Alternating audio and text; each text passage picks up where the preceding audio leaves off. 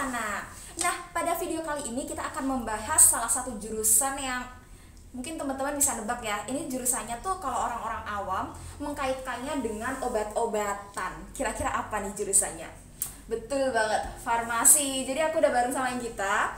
Nah, Inggita ini dari jurusan farmasi. Inggit boleh kenalan sendiri ya? Oke, siap Niken. Nah, sebelumnya makasih kesempatannya buat Niken. Di sini kenalin, aku Inggita Hasirahmah, bisa dipanggil Inggita. Aku dari Farmasi UGM angkatan 2019. Oke, thank you Inggit udah meluangkan waktu. Aku penasaran banget nih. Kata orang-orang yang aku dengar anak-anak farmasi itu kerjaannya nge-lab. Terus kalau belum matahari tenggelam, dia belum keluar dari lab saking seringnya nge-lab. Nah, kenapa kamu memilih untuk mengambil farmasi sih, Inggit? Oke, sebenarnya kalau boleh jujur ya, kemarin katanya disuruh jujur aja dong. Ya, itu sebenarnya berawal dari di angkatan 2011, kan kebetulan aku SBM ya. Nah, itu kan sistemnya SBM tuh nilainya keluar dulu, baru kita pilih jurusan gitu kan. Nah, terus di situ awalnya aku udah ada cita-cita lain nih, nah bukan di farmasi. Terus tapi ketika aku melihat nilaiku, nah itu sebenarnya adaptasi dengan nilaiku, jadi menyesuaikan lah kayak gitu. Terus setelah itu aku menimbang-nimbang dari nilaiku kira-kira mana nih yang mungkin bisa aku pilih jurusannya. Kebetulan waktu itu nilaiku yang tinggi di kimia. Akhirnya dengan mempertimbangkan berbagai hal juga, itu akhirnya aku milih farmasi. Itu sih alasan utamanya.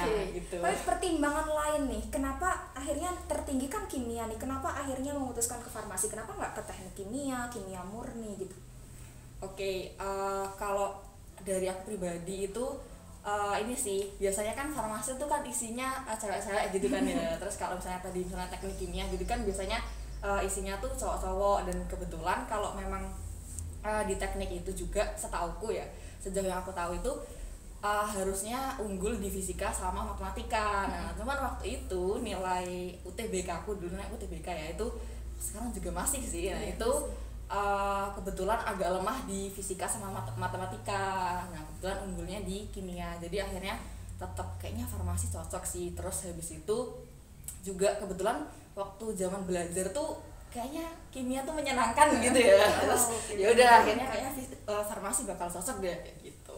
Tapi emang kelihatan banget ya dari bentuk-bentukannya Inggit kayak udah obat banget gitu lihat dari jauh, jadi emang cocok masuk ke farmasi. Waduh.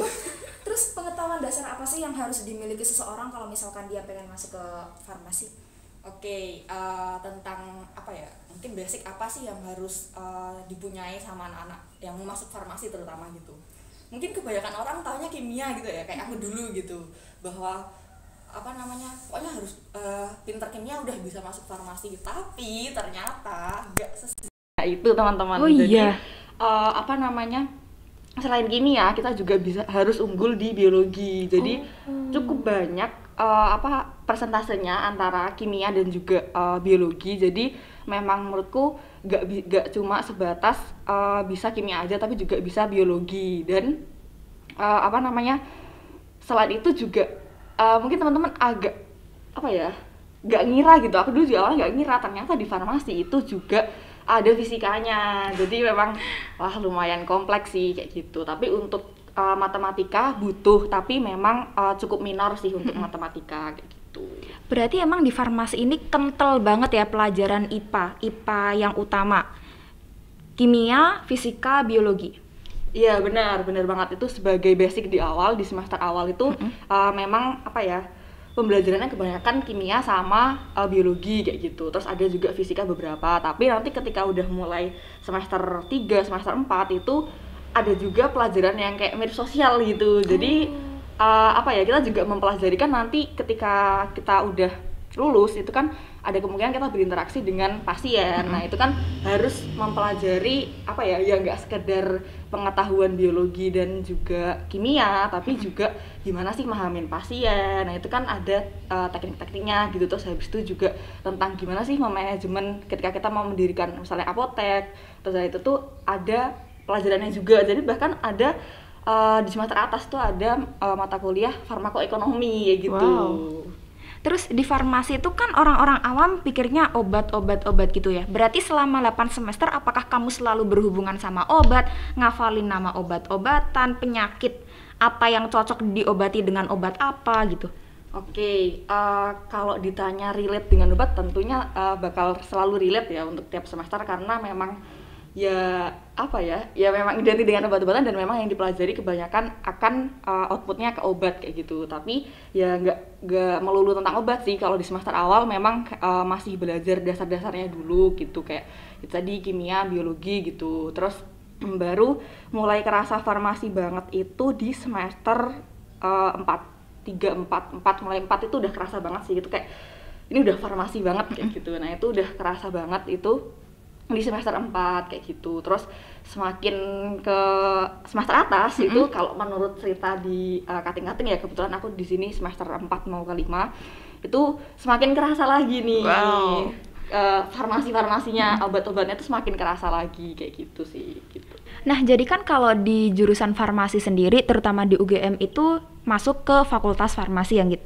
Ya, berarti farmasi itu tuh dikelompok-kelompokkan lagi dong di jurusannya. Oke, sebenarnya kalau di farmasi ini sedikit berbeda sama mungkin fakultas lain ya, mungkin ada penjurusannya kayak gitu. Tapi kalau di farmasi ini kebetulan sejak tahun 2017 itu ada perubahan kurikulum. Jadi nggak penjurusan lagi tapi bahasanya adalah peminatan. Jadi di farmasi itu bakal ada 7 peminatan. Nah, itu nanti bakal kita ambil di semester 7 kayak gitu. Nah, apa aja sih 7 peminatan itu gitu. Ini izin buka catatan ya. Iya, nggak apa-apa. Jadi ada 7 bagian atau 7 peminatan itu. Yang pertama adalah farmasi riset dan penemuan obat, satu. Terus farmasi masyarakat dan regulasi, kemudian farmasi obat tradisional, farmasi industri, kemudian farmasi rumah sakit, kemudian farmasi kosmetik dan makanan, dan yang terakhir adalah farmasi manajemen distribusi dan pemasaran. Jadi Wow, ada banyak banget. 7 kayak gitu.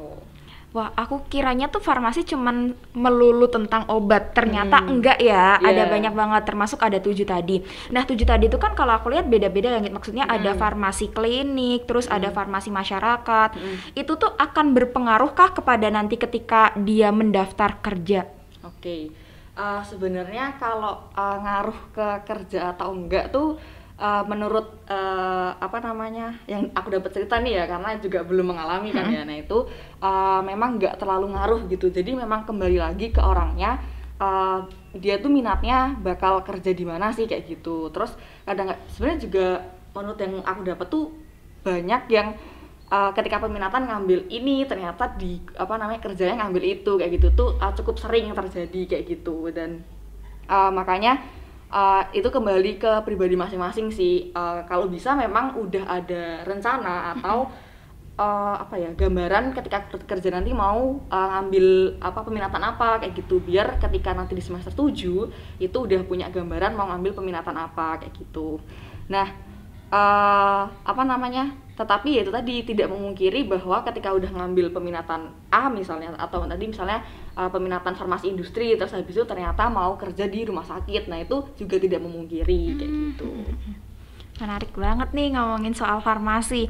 Nah, mungkin Inggit boleh diceritakan ya dari semester 1 sampai semester 8 ya kalau di farmasi UGM, itu tuh kegiatannya ngapain aja sih? Lebih ke mata kuliah yang dipelajari apa aja? Oke, kalau dari segi mata kuliah tadi secara umum memang di kimia sama biologi ya. Nah, itu nanti di semester awal itu kita bakal belajar kimia ada kimia farmasi dasar, kimia organik, terus farmasi fisik kayak gitu. Terus habis itu macam-macam sih, pada intinya adalah tentang kimia dan biologi sebagai basic nanti kita pelajari di semester selanjutnya. Kemudian untuk biologi itu ada kayak mikrobiologi sel, terus habis itu juga anatomi fisiologi manusia, dan juga apa namanya mikrobiologi, tadi udah ya mikrobiologi.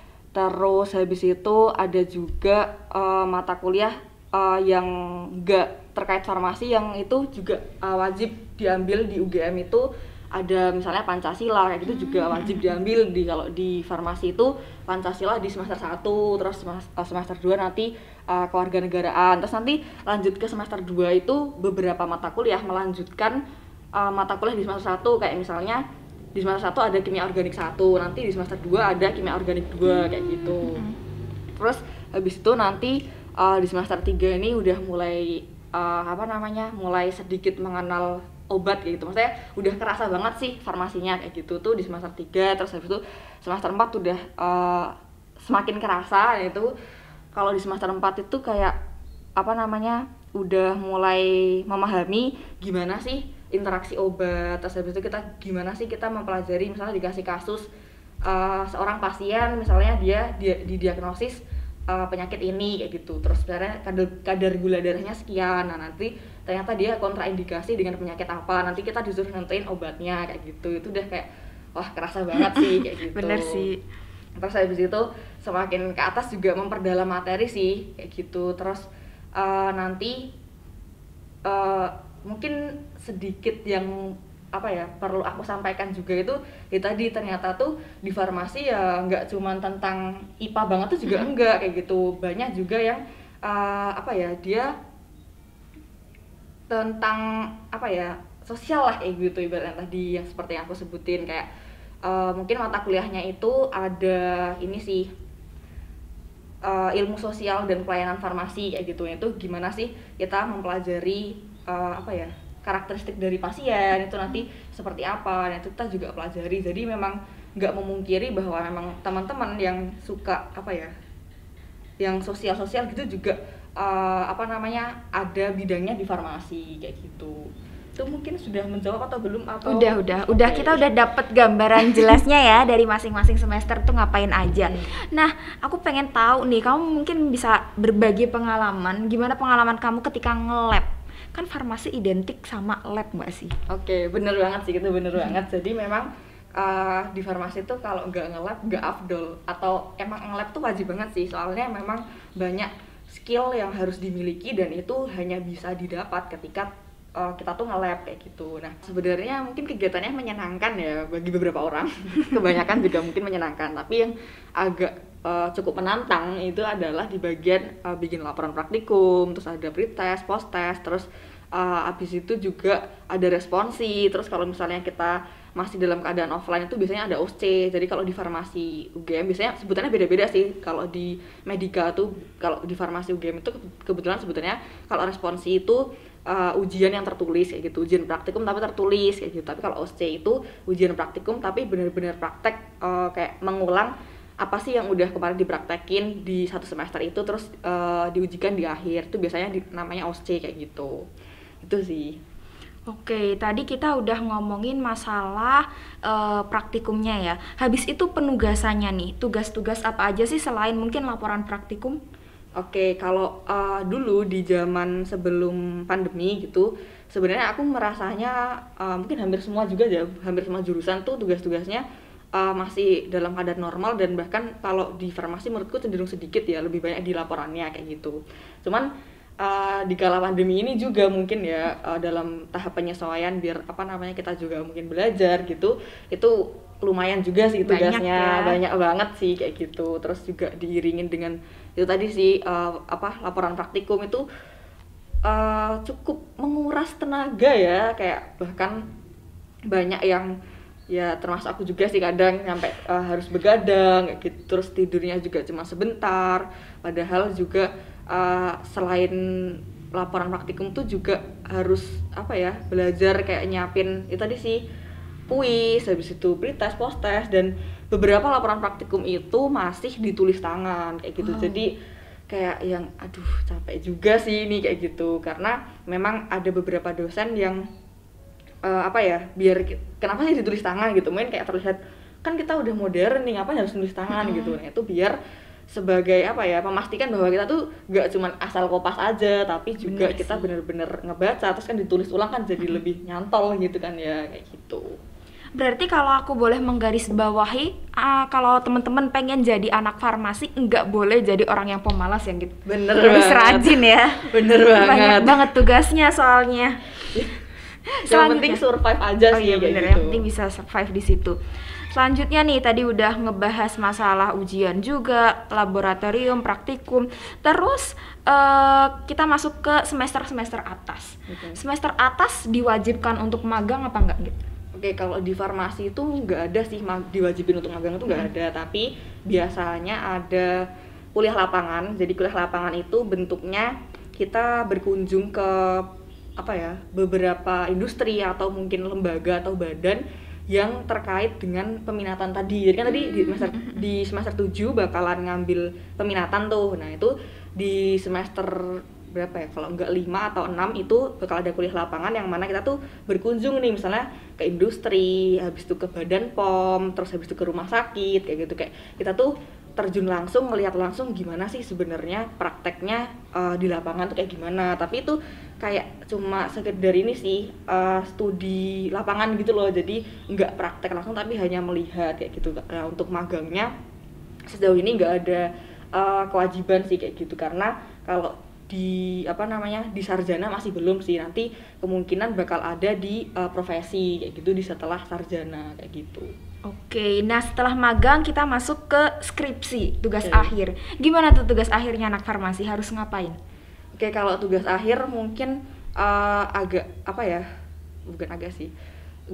cukup variasi juga ya. Untuk farmasi tuh gak harus ngambil yang IPA atau yang saintek gitu tuh, gak harus, bisa juga skripsinya yang ngambil penelitian sosial. Nah, itu nggak masalah di farmasi itu kayak gitu. Terus untuk deskripsi sebenarnya tuh juga pada umumnya itu kalau nggak salah kan di semester 7 mulai gitu ya, mulai nyari dosen pembimbing. Nah, ini tapi kemarin tuh dengar tuh mulai dari semester 6 tuh ternyata udah pada berlomba-lomba nyari dosen pembimbing nih. Jadi kayak waduh, gimana nih kalau udah cepet banget mulainya gitu kan. Padahal kan kayak di semester 6 tuh masih zaman-zamannya juga KKN juga kan kalau nggak salah. Nah, itu jadi kayak semakin harus terpacu nih, nggak bisa bermalas-malasan nih gitu.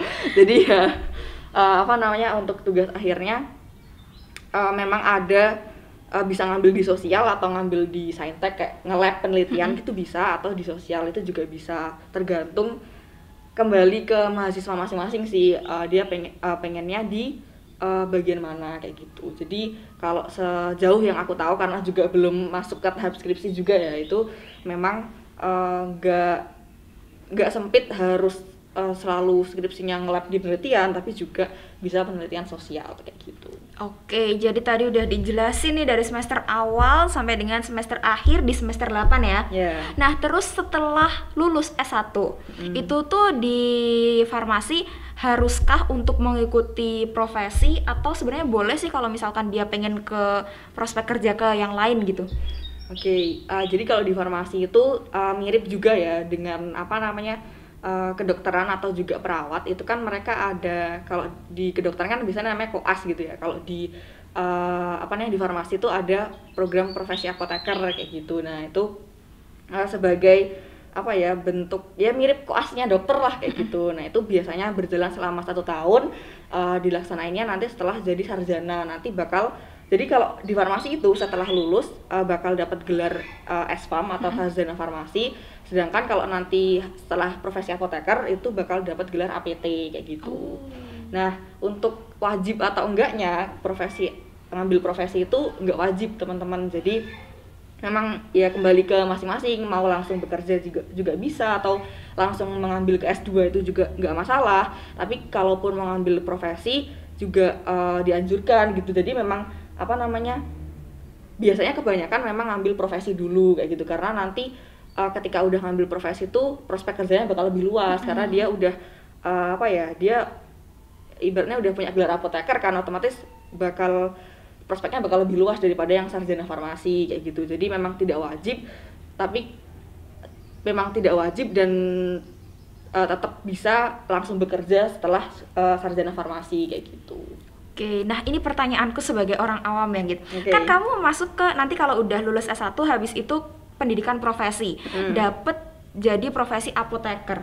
Nah, apoteker itu tuh berarti harus kerja di apotek nggak sih? Oke, sebenarnya nggak harus ya teman-teman. Jadi mungkin kalau kebanyakan orang menilainya bahwa ketika masuk farmasi kerjanya di apotek aja, enggak sesempit itu gitu. Jadi dan ketika udah lulus dari profesi apoteker pun juga enggak cuma bisa kerja di apotek aja, enggak, tapi ibaratnya ketika udah dapat gelar APT tuh kita udah udah terintegrasi skill-skill sebagai seorang apoteker. Tapi kan apoteker itu sebenarnya kerjanya nggak cuma di apotek, bisa juga dibutuhkan misalnya di industri, terus di rumah sakit juga bisa. Jadi memang nggak harus jadi apoteker yang mungkin kebanyakan orang tahu itu adanya di apotek kayak gitu.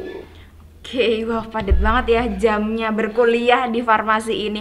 Kalau misalkan dia pengen part-time mungkin atau pengen ikut organisasi lain, kalau menurut kamu masih memungkinkan nggak pembagian waktunya? Oke, kalau untuk part-time atau organisasi atau mungkin event kayak gitu, menurutku di farmasi masih sangat memungkinkan ya, karena kalau di farmasi UGM sendiri itu cukup banyak juga organisasinya, eventnya juga cukup banyak. Nah itu part-time juga itu banyak orang juga, teman-temanku itu juga atau kating-kating tuh ada juga part-time kayak gitu. Jadi menurutku masih memungkinkan sih, kembali ke gimana kita bisa memanage kita diri sendiri untuk bisa balance bagi gimana dengan kuliah dan juga part-time atau organisasi. Nah terus untuk organisasi dan juga event pun di farmasi itu sangat didukung ya menurutku, karena nanti ketika kita aktif di organisasi atau event itu tuh nilainya bisa dikonversikan.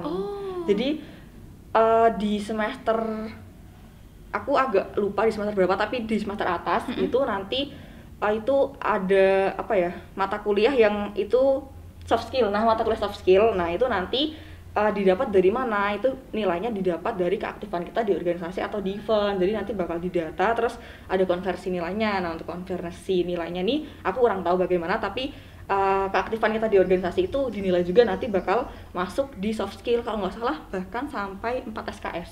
Wow, banyak juga ya. Bener kayak gitu. Berarti buat temen-temen nih yang dia suka kegiatan organisasi, kepanitiaan, tapi pengen masuk farmasi, cuman jadi pertimbangan lagi karena katanya farmasi banyak banget laporan praktikumnya, banyak banget nge-labnya gitu. Sebenarnya jangan khawatir ya, karena masih bisa difasilitasi untuk mengikuti kegiatan tadi. Bahkan bisa dikonversi menjadi 4 SKS ya.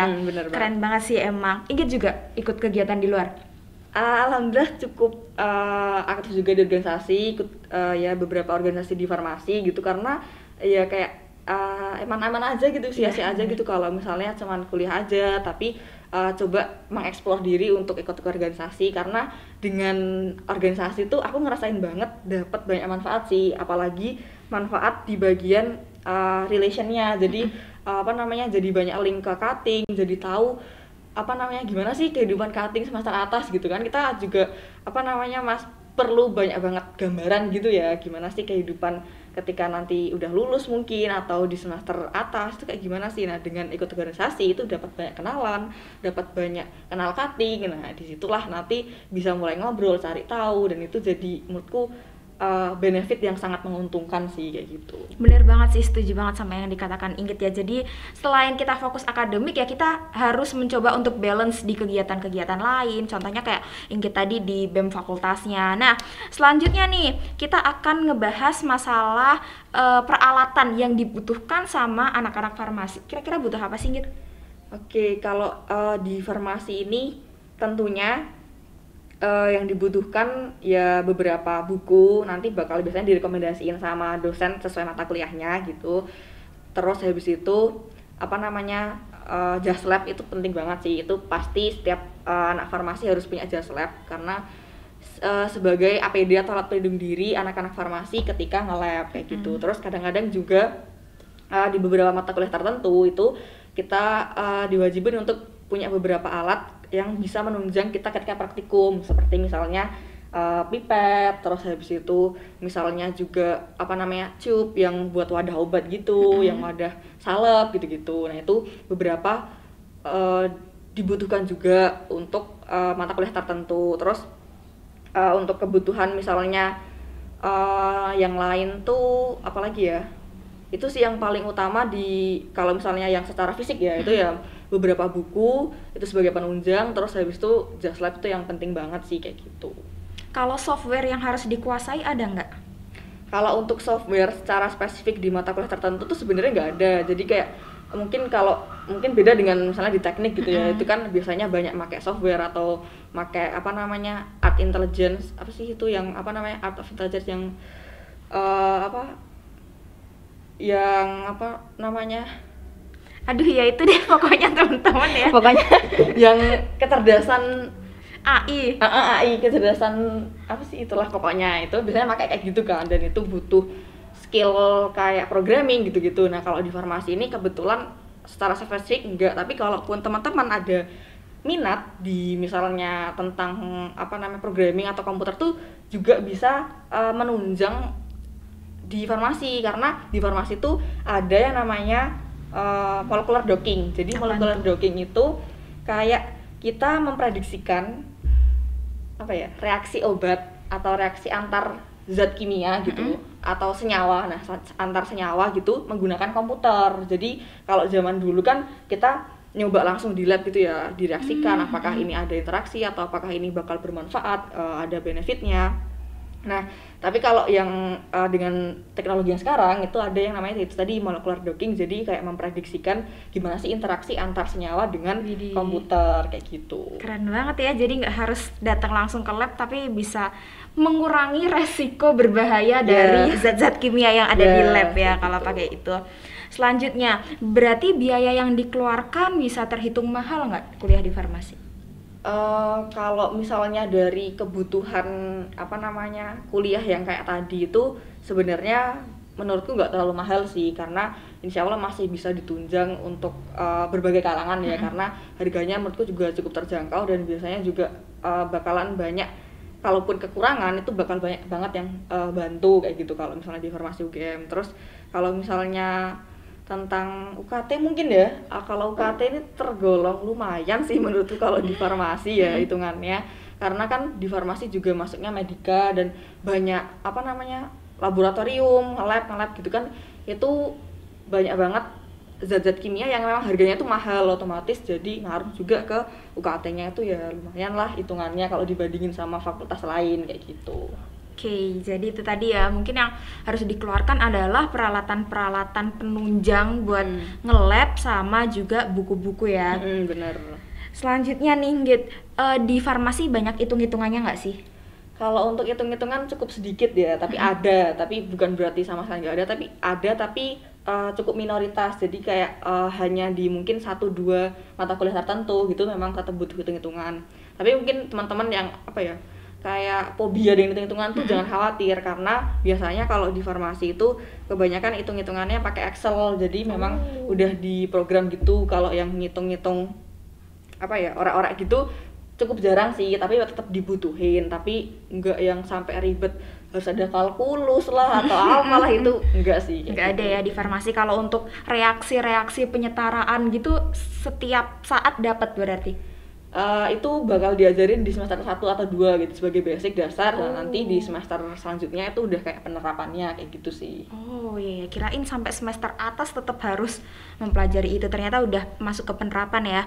Selanjutnya nih, anak farmasi harus seneng baca buku, baca jurnal yang tebel-tebel banget gitu gak sih?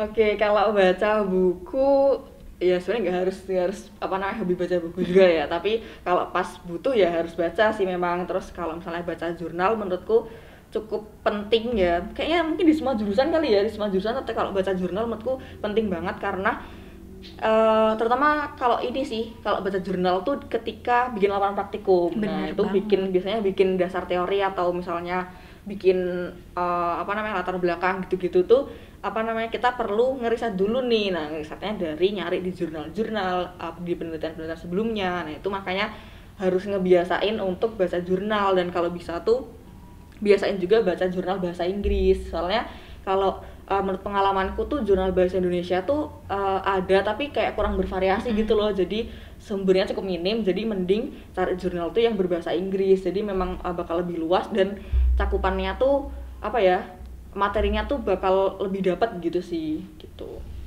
Oke, nah selanjutnya tadi kita udah ngebahas banyak banget, mulai dari mata pelajaran, terus peralatan, gimana di laboratorium, biaya yang dikeluarkan. Kita masuk ke prospek kerja. Farmasi itu prospek kerjanya apa sih, Ngit? Dan alumni yang kamu ketahui itu mereka sudah bekerja di mana? Oke, untuk prospek kerja gitu ya, tadi mungkin udah sempat aku sebutin juga.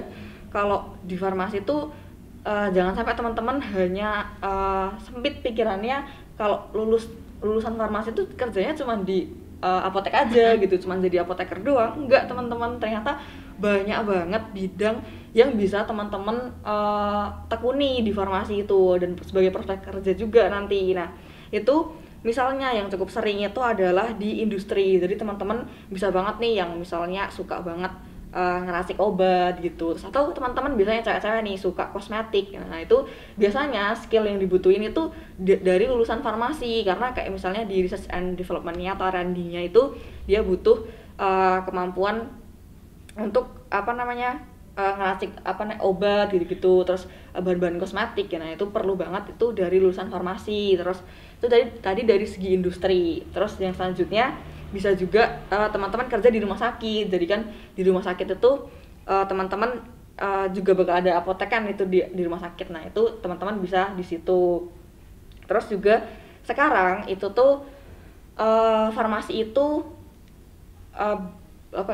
dulu kalau zaman dulu di farmasi itu lebih ke drug oriented. Jadi memang kayak kita fokusnya ke obat-obatan aja, tapi untuk sekarang itu sudah ada perubahan bahwa kita juga ke patient oriented. Jadi kita juga mengutamakan dan mementingkan juga pasien. Jadi nggak hanya sekedar gimana sih obat ini, tapi juga di obat-obat. Makanya di prospek kerjanya pun nanti juga bisa di klinik. Jadi teman-teman bisa kerja kayak sebagai ini sih konsultan gitu di apoteker gitu-gitu. Nah itu perlu banget juga. Jadi nggak sekedar ngeracik obat atau misalnya baca, mungkin pada teman-teman pada kayak nanti kamu emang apoteker ini bisa ini ya baca tulisan dokter yang baca resep yang tulisan rumput gitu-gitu. Nah itu nggak sekedar kayak gitu teman-teman. Jadi memang cukup luas. Terus bisa juga teman-teman kerja di Badan POM, terus di LPPOM kayak gitu-gitu. Itu termasuk juga salah satu bidang dari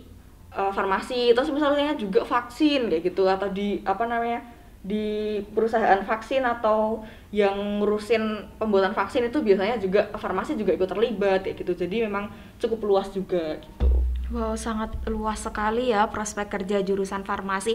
Begitupun dengan yang dipelajari ya, tentunya sangat kompleks banget yang dipelajari. Bener banget. Ngomong-ngomong masalah kekompleksan yang dipelajari, kamu pernah ngerasa salah jurusan gak sih, Git?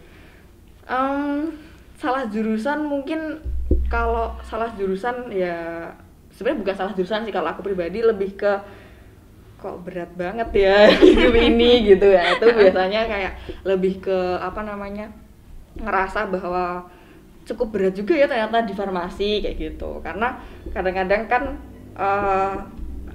mikirnya kayak biasanya kalau orang-orang yang salah jurusan tuh merasa berat, terus habis itu merasa nggak cocok gitu ya. Kalau aku lebih ke merasa berat iya, tapi kalau cocok tuh kayak aku tipenya yang kayaknya ini bukan karena aku gak cocok, tapi karena aku effortnya masih kurang aja sih kayak gitu. Jadi kalau untuk salah jurusan sejauh ini alhamdulillah nggak pernah merasa salah jurusan. Tapi kalau merasa berat terus mungkin mengeluh sana sini gitu ya sering sih kayak gitu. Manusiawi ya, sepertinya emang kebanyakan besar mahasiswa tuh ngerasa berat gitu ya, terbebani. Bener. Selanjutnya, apa sih hal-hal yang ternyata tidak sesuai ekspektasi kamu pas kamu masuk ke jurusan ini? Oke, kalau hal-hal yang ini sih yang paling aku inget tuh, jadi dulu ketika aku mau ngambil jurusan farmasi itu jujur aku risetnya tuh kurang dalam gitu ya. Jadi aku masih riset dasar-dasar kayak gimana sih farmasi tuh gini-gini. Terus dulu pikirku tuh isinya ketika belajar di farmasi itu isinya belajar kimia doang. Terus kalau misalnya belajarnya dia tentang kimia gitu ya. Tapi ternyata setelah masuk, wah biologinya kental juga ternyata kayak gitu. Banyak juga pelajaran yang butuh banget skill biologi. Padahal kan kalau biologi jujur aku tuh dulu zaman SMA nggak terlalu suka biologi kan. Nah, tapi ternyata di farmasi juga dibutuhin banget. Itu yang pertama. Terus ekspektasi yang selanjutnya itu tadi sih, ternyata kayak mikirnya setelah jadi lulus farmasi itu ya cuma jadi apoteker gitu-gitu. Ternyata banyak banget dan kerjanya tuh cukup variatif dan menurutku sangat menarik sih, kayak kerja di perusahaan gitu-gitu. Terus terutama kalau kosmetik sih, kalau aku yang kayak berminat banget tuh di kosmetik, karena kita sebagai wanita tuh biasanya ini banget lah ya kalau dengan kosmetik tuh satu hal yang wah kayak gitu kan. Nah itu juga menurutku menarik banget sih, yang ternyata aku dulu awalnya nggak tahu, ternyata ya farmasi tuh bisa ya masuk ke kosmetik kayak gitu. Itu awalnya kayak gitu. Terus habis itu apalagi ya, mungkin ini sih, kalau vibes perkuliahan mungkin ya, aku kurang tahu kalau di fakultas lain kayak gimana, tapi kalau misalnya di farmasi tuh, di farmasi UGM tuh cukup kerasa vibes apa ya, orang-orangnya cenderung lumayan ambis Iya, kayak bener gitu. sih, Nah, kerasa sih. nah itu tuh cukup cukup mengagetkan juga ternyata. Wah, ambisnya nggak main-main ini. Jadi banyak banget yang kalau dulu aku agak kaget karena kalau dulu aku zaman SMA tuh biasanya orang yang aktif organisasi aja gitu, terus belajarnya rada kurang gitu. Terus yang belajar ya belajar aja, jarang ikut di organisasi. Tapi kalau ketika di kuliah ini aku merasa mereka tuh semua bisa balance gitu. Jadi kayak mereka organisasinya keren-keren gitu, tapi kuliahnya juga wah kumlat gitu kayak wah gila keren banget sih, bener-bener yang wah di luar ekspektasi sih kayak gitu. Terus kesulitan yang kamu alamin sejauh ini apa gitu? Kesulitan ini sih mungkin kalau yang aku rasain ya itu tadi sih, tekanan kuliahnya lumayan berat, terus habis itu praktikumnya, dan habis itu di lain sisi kita juga harus bisa ngasah soft skill. Nah itu kadang-kadang kalau yang aku lihat trennya di farmasi itu kebanyakan mereka untuk organisasi gitu ya, itu tuh lebih banyak ke dalam, jadi cukup di lingkup farmasi gitu, jadi cukup jarang yang ikut di luar farmasi. Nah itu mungkin juga alasannya adalah karena di kuliahnya aja udah lumayan berat, jadi kalau misalnya harus keluar itu bener-bener harus butuh effort yang luar biasa, makanya cukup jarang yang ikut di organisasi luar selain di farmasi gitu. Jadi memang dari perkuliahannya udah lumayan, praktikumnya gitu sih. Oke, tapi Inggit tuh tetep ya bisa balance keduanya ya, antara akademik dan juga kegiatan organisasi. Nih keren Amin. banget.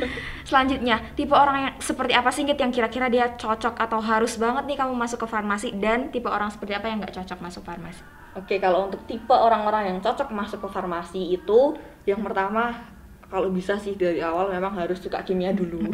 Itu biasanya dosen-dosen cukup berpesan itu sih, karena orang yang suka kimia aja ketika masuk di farmasi belum tentu habis itu jadi semakin suka, bisa juga habis itu jadi nggak suka karena ngelihat wah kayak gitu. Nah itu paling nggak yang pertama harus suka dulu di kimia kayak gitu. Terus habis itu yang kedua, selain bisa di kimia, kalau bisa balance juga di biologinya, kalau bisa dikuatin karena itu cukup menunjang juga. Terus kayak banyak juga mata kuliah yang memang basicnya sangat biologi gitu, kayak misalnya ya itu tadi anatomi fisiologi manusia gitu ya, itu kan benar-benar biologi banget, dan itu pelajarannya yang mirip kedokteran sih, kita benar-benar melajari gimana sih anatomi manusia, fisiologinya kayak gimana kayak gitu. Jadi kalau bisa yang pertama tadi harus bisa kimia dulu. Kalau hitung-hitungan nggak terlalu sih, jadi kalau teman-teman nggak suka hitung-hitungan lumayan cocok sih masuk ke farmasi gitu, karena nggak terlalu dibutuhkan untuk hitung-hitungannya, tapi ya tadi cukup minor sih kayak gitu. Mungkin yang utama itu dulu, dan ya semuanya sih, semua jurusan memang harus punya tekad dan usaha yang luar biasa biar teman-teman bisa survive, nggak ketinggalan dengan yang lain kayak gitu sih. Oke, terakhir pesan dari Inggit untuk teman-teman yang pengen masuk farmasi. Oke, untuk pesan buat teman-teman yang masuk farmasi teman-teman mantepin dulu, kalau bisa mantepin dulu jurusan, misalnya memang mantap di jurusan farmasi, kalau bisa memang riset mendalam dulu tentang jurusan farmasi, gimana sih, apakah teman-teman sudah cocok. Nah kalau sudah cocok, benar-benar dimantapkan, diniatkan, setelah itu fokusin teman-teman untuk memang hal-hal yang bakal dipelajari di farmasi, kayak misalnya kimia, biologi. Nah itu teman-teman kalau bisa benar-benar kuasai biar nanti di perkuliahan itu benar-benar bisa memudahkan nih teman-teman. Karena kalau misalnya kurang di salah satu itu cukup effort yang dikeluarkan harus memang lumayan besar gitu. Jadi kalau bisa kimia, biologi itu benar-benar buat balance kayak gitu. Terus habis itu yang selanjutnya adalah ketika masuk di farmasi itu teman-teman jangan takut isinya cuman praktikum, nge-lab gitu, jangan takut isinya cuman kayak gitu, tapi banyak juga keseruan, keasikan yang bakal teman-teman dapetin di farmasi, karena teman-teman juga bisa masuk organisasi, terus habis itu juga ikut event, dan prospek kerjanya tadi di farmasi itu cukup luas. Jangan sampai teman-teman tersempitkan dengan kata orang. Nah makanya tadi aku di awal bilang kalau bisa riset dulu biar lebih mantep itu sih. Thank you banget Inggit, jadi lebih tercerahkan lagi ya aku Oke. tentang jurusan farmasi, dan juga semoga teman-teman dimanapun kalian berada juga bisa lebih tahu, dan sama sesuai dengan apa yang disampaikan Inggit tadi, bahwasanya kalau misalkan pengen masuk ke jurusan farmasi itu harus riset dulu. Bener banget nih teman-teman sekarang yang lagi nonton videonya Arah Rencana ya, salah satu usaha untuk riset biar nggak kaget nanti pas masuk ke farmasi. Nah, makasih banget Inggit udah meluangkan waktunya. Nah, buat teman-teman yang pengen tahu tentang jurusan lain, silahkan boleh tulis di kolom komentar, atau mungkin kalau misalkan masih ada seputar pertanyaan tentang farmasi juga, silahkan dituliskan di kolom komentar. Jangan lupa untuk like, komen, dan subscribe Arah Rencana. Sampai jumpa di video selanjutnya. Dadah.